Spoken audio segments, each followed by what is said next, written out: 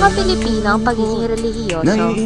Kaya maraming simbahan ang matatagpuan dito.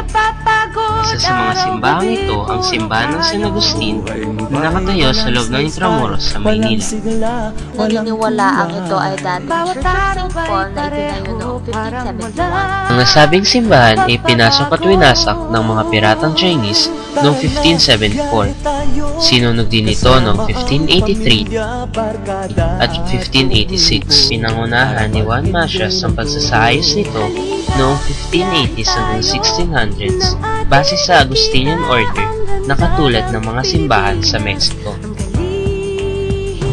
Maraming magandang bagay makikita sa loob at labas ng simbahan ito.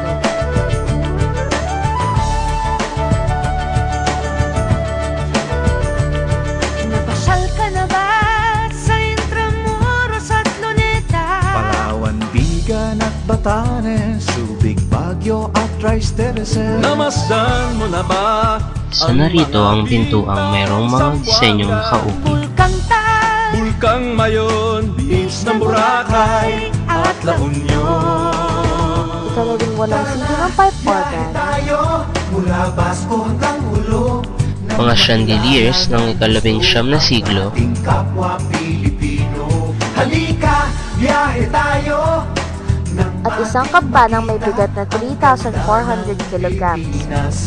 Ang galing. Ang tunay na kagandahan ng simbahan ng San Agustin ay makikita natin sa loob na bahagi nito. Isa sa dinadayo ng mga turista rito ang mga mural na makikita sa kisame at dingding ng simbahan. Magrapid sa pagsanghahan. Mag-diving sa Bukod sa mga mural, mayroon din magandang kasaysayan ang mga upuan sa loob ng simbahang ito. Ang mga ito ay yari sa Molave na isang uri ng kahoy noong ika-17 siglo. Mayroong matatagpuan na isang museum sa tabi mismo ng San Agustin Church na naglalaman ng mga bagay na may kaugnayan sa simbahan. Sa kasalukuyan, nasa ilalim ng Diocese ng Maynila ang San Agustin Church at patuloy pa rin ito sa pagdaraos ng misa para sa mga deboto na pinipiling dito magsimba.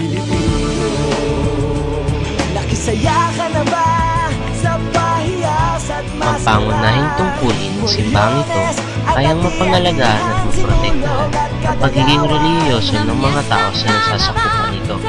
Bukod doon, ipinakikita rin ito ang bahagi ng ating kasaysayan, lalong-lalo na ang pagsakop sa atin ng mga espiritu. Alam mo ba na itinuturing na ina ng mga simbahan dito sa Luzon ang San Agustin Church? Ito ay sa kadahilan ng ito ang unang relihiyosong infrastrukturang itinayo rito sa Maynila matapos lumipat ang mga Kastila mula sa Cebu. Alam mo ba na mga labi ni Miguel Lopez de Legazpi, Juan de Salcedo, at iba pang mga Kastilang Conquistador ay nakalibing sa San Agustin Church? Ngunit sa kasamang palad, nagkasama-sama na ang kanilang mga labi sapagkat ginulugad ito ng mga British na naghahanap ng mga gintong kayamanan noong 1762. Pagbabago,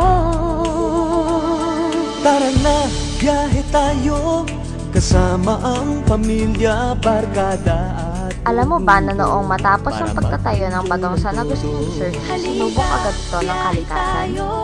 Kinaharap nito ang sunod-sunod na lindol na naganap noong 1645, 1754, 1863, at 1880. Alam mo ba na matapos maganap ang lindol noong 1863 at 1880 ay nahati sa dalawa ang simbahan ng San Agustin? Dahil dito, tinanggal nila ang kaliwang bahagi ng haligi, kaya't mapapansin na kulang ang mga haligi nito sa labas. Alam mo ba na noong 1994, itineklara ng UNESCO na isang World Heritage Site ang San Agustin Church?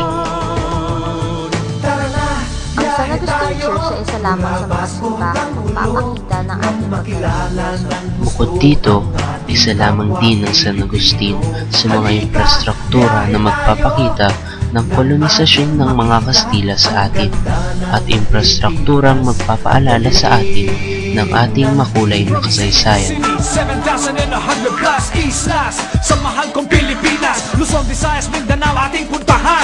Huwag maging maging dayuhan sa sariling bayan. Nasubukan mo na ba mag-rapid sa pagsanghahan? Mag-diving sa